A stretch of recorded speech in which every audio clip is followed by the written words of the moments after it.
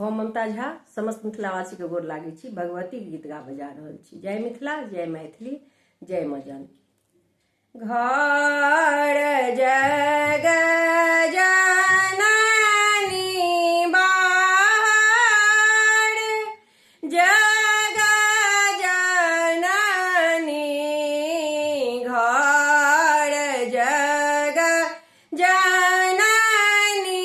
बाहर, जग जननी आहित प्राणक आधार, जग जननी आहित प्राणक आधार, जग जननी कोन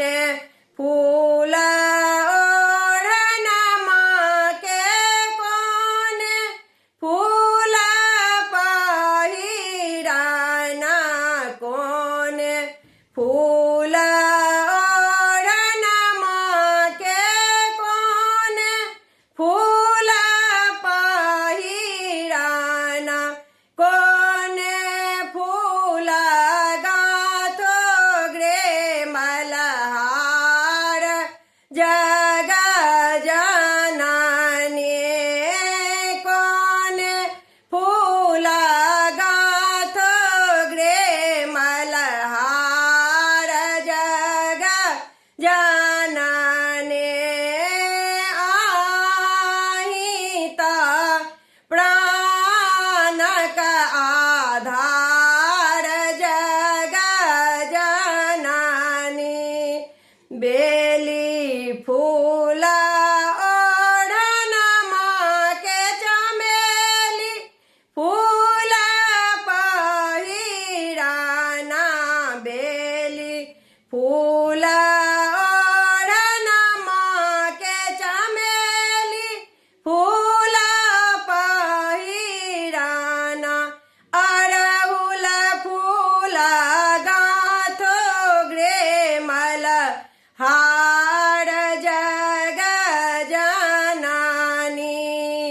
अड़हुल फूल गाथो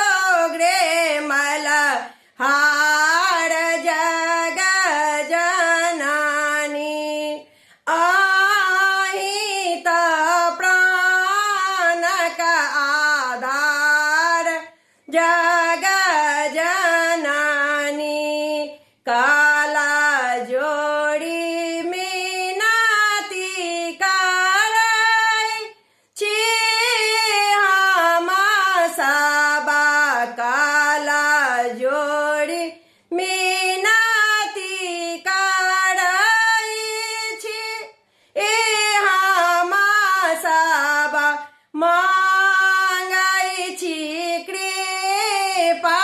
तोहार, जग जननी मांगै छी कृपा तोहार, जग जननी अन्न धन दिया माहे, और गोदी में पुत्र दिया, अन्न धन दिया माहे, और गोदी में पुत्र दिया, मांगी हम सीथक सोहाग, जग जननी मांगी हम सीथक सोहाग, जग जननी आहित प्राणक आधार, जग